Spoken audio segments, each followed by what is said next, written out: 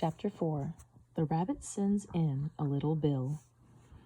It was the White Rabbit, trotting slowly back again and looking anxiously about as it went, as if it had lost something, and she heard it muttering to itself, the Duchess, oh, my dear paws, oh, my fur and whiskers shall get me executed as sure as ferrets are ferrets. Where can I have dropped them, I wonder?" Alice guessed in a moment that it was looking for the fan and the pair of white kid gloves, and she very good-naturedly began hunting about for them, for they were nowhere to be seen. Everything seemed to have changed since her swim in the pool, and the great hall with the glass table and the little door had vanished completely. Very soon the rabbit noticed Alice as she went hunting about, and calling out to her in an angry tone, "Why, Mary Ann, what are you doing out here? Run home this moment and fetch me a pair of gloves and a fan. Quick now!" And Alice was so much frightened that she ran off at once in the direction it had pointed to, without trying to explain the mistake it had made. "He took me for his housemaid," she said to herself as she ran. "How surprised he'll be when he finds out who I am. But I'd better take him his fan and gloves, that is, if I can find them." As she said this, she came upon a neat little house, on the door of which was a bright brass plate with the name W. Rabbit engraved upon it. She went in without knocking and hurried upstairs in great fear lest she should meet the real Mary Ann. And he turned out of the house before she had found the fan and gloves. "How queer it seems," Alice said to herself, "to be going messages for a rabbit. I suppose Dinah will be sending me on messages next." And she began fancying the sort of thing that would happen. "Miss Alice, come here directly and get ready for your walk." "Coming in a minute, nurse, but I've got to watch this mouse hole till Dinah comes back and see that the mouse doesn't get out." "Only I don't think," Alice went on, "that they'll let Dinah stop in the house if they begin ordering people about like that." By this time she had found her way into a tidy little room with a table in the window, and on it, as she had hoped, a fan and 2 or 3 pairs of tiny white kid gloves. She took up the fan and a pair of the gloves and was just going to leave the room when her eye fell upon a little bottle that stood near the looking-glass. There was no label this time, with the words "Drink me," but nevertheless she uncorked it and put it to her lips. "I know something interesting is sure to happen," she said to herself, "whenever I eat or drink anything, so I'll just see what this bottle does. I do hope it'll make me grow large again, for really I'm quite tired of being such a tiny little thing." It did so indeed, and much sooner than she had expected. Before she had drunk half the bottle, she found her head pressing against the ceiling, and had to stoop to save her neck from being broken. She hastily put down the bottle, saying to herself, "That's quite enough. I hope I shan't grow any more. As it is, I can't get out the door. I do wish I hadn't drunk quite so much." Alas, it was too late to wish that. She went on growing, and very soon she had to kneel on the floor. In another minute there was not even room for this, and she tried the effect of lying down with one elbow against the door and the other arm curled around her head. Still she went on growing, and, as a last resort, she put one arm out of the window and one foot up the chimney and said to herself, "Now I can do no more, whatever happens. What will become of me?" Luckily for Alice, the magic bottle had now had its full effect, and she grew no longer. Still, it was very uncomfortable, and, as there seemed to be no sort of chance of her getting out of the room again, no wonder she felt unhappy. It was much pleasanter at home, thought poor Alice, when one wasn't always growing larger and smaller and being ordered about by mice and rabbits. I almost wish I hadn't gone down that rabbit hole, and yet, it's rather curious, this sort of life. I do wonder what can have happened to me. When I used to read fairy tales, I fancied that kind of thing never happened. And now here I am in the middle of one. There ought to be a book written about me. That there ought. When I grow up, I'll write one. But I'm grown up now," she added in a sorrowful tone. "At least there's no room to grow up any more here." "But then," thought Alice, "shall I never get any older than I am now? That'll be a comfort one way, never to be an old woman. But then, always to have lessons to learn. Oh, I shouldn't like that." "Oh, you foolish Alice," she answered herself. "How can you learn lessons in here? Why, there's hardly room for you, and no room at all for any lesson books." And so she went on, taking first one side and then the other and making quite a conversation of it altogether. But after a few minutes she heard a voice outside and stopped to listen. "Marianne, Marianne," said the voice, "fetch me my gloves this moment." Then came a little pattering of feet on the stairs.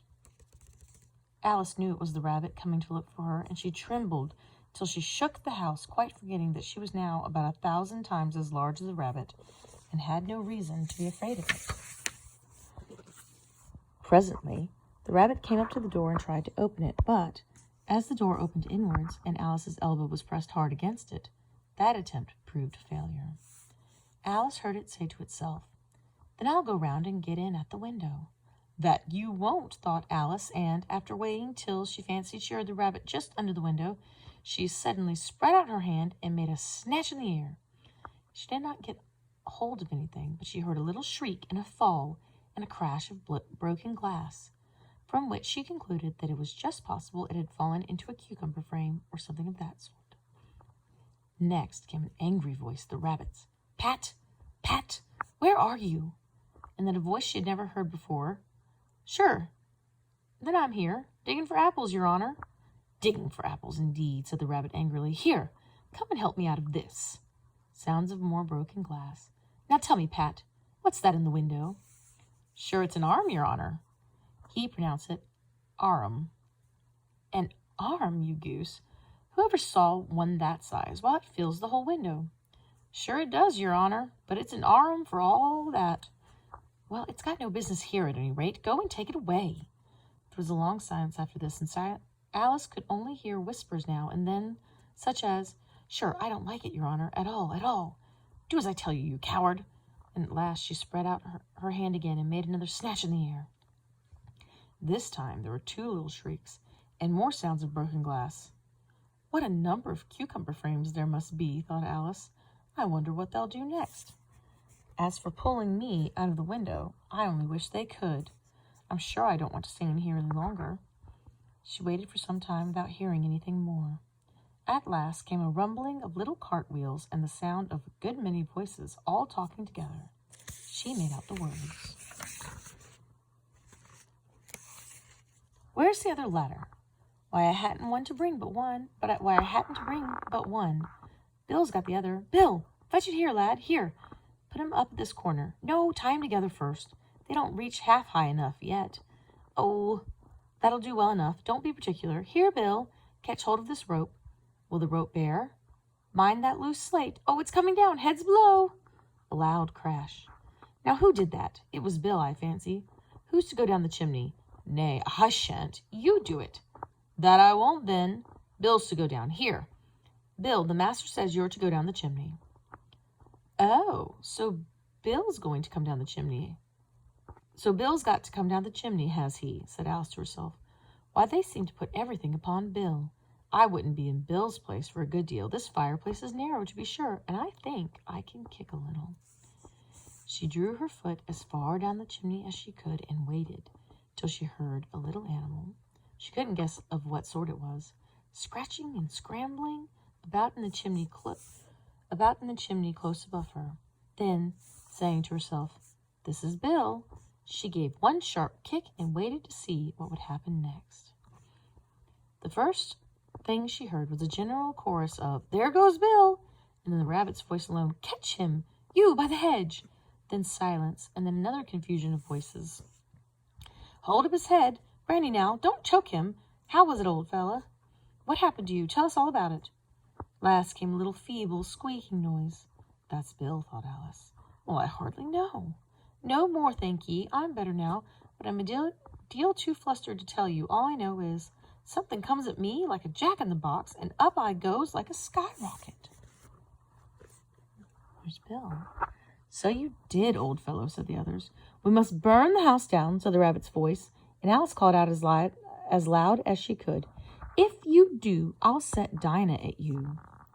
There was a dead silence instantly, and Alice thought to herself, I wonder what they will do next. If they had any sense, they'd take the roof off. After a minute or two, they began moving about again, and Alice heard the rabbit say, A barrowful will do to begin with."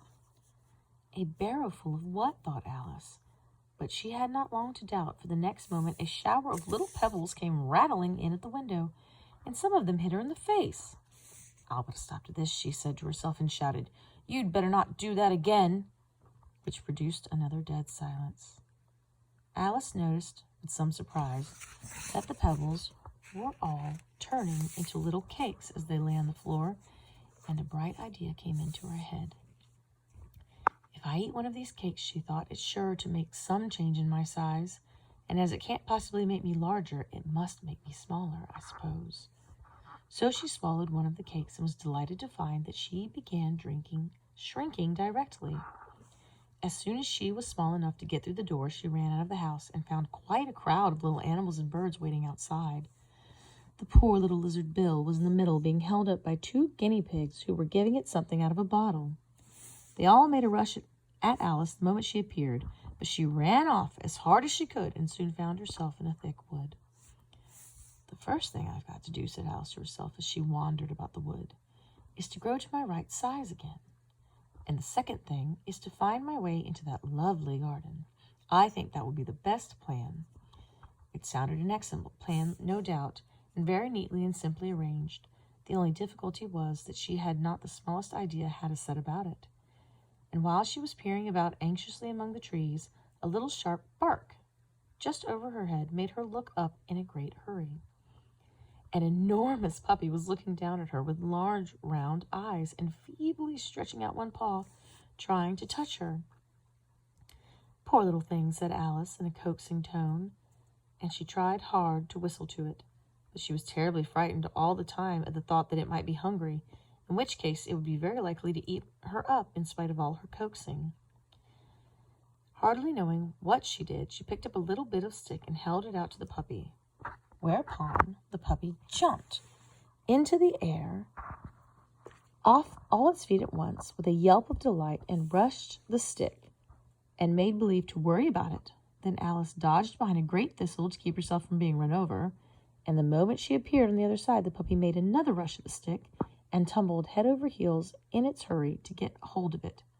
Then Alice, thinking it was very, very like having a game of play with a cart horse, and expecting every moment to be trampled under its feet, ran round the thistle again. Then the puppy began a series of short charges at the stick, running a very little way forwards each time and a long way back, and barking hoarsely all the while, till at last it sat down a good way off, panting, with its tongue hanging out of its mouth and its great eyes half shut. This seemed to Alice a good opportunity for making her escape, so she set off at once and ran till she was quite tired and out of breath, until the puppy's bark sounded quite faint in the distance. "And yet, what a dear little puppy it was," said Alice, as she leant against a buttercup to rest herself and fanned herself with one of the leaves. "I should have liked teaching it tricks very much if only I'd been the right size to do it. Oh dear, I've nearly forgotten that I've got to grow up again. Let me see, how is it to be managed? I suppose I ought to eat or drink something or other, but the great question is what?" The great question certainly was what. Alice looked all round her at the flowers and the blades of grass, but she did not see anything that looked like the right thing to eat or drink under the circumstances. There was a large mushroom growing near her, and about the same height as herself, and when she had looked under it and on both sides of it and behind it, it occurred to her that she might as well look and see what was on top of it. She stretched herself up on tiptoe and peeped over the edge of the mushroom, and her eyes immediately met those of a large caterpillar that was sitting on the top with its arms folded, quietly smoking a long hookah and taking not the smallest notice of her or anything else.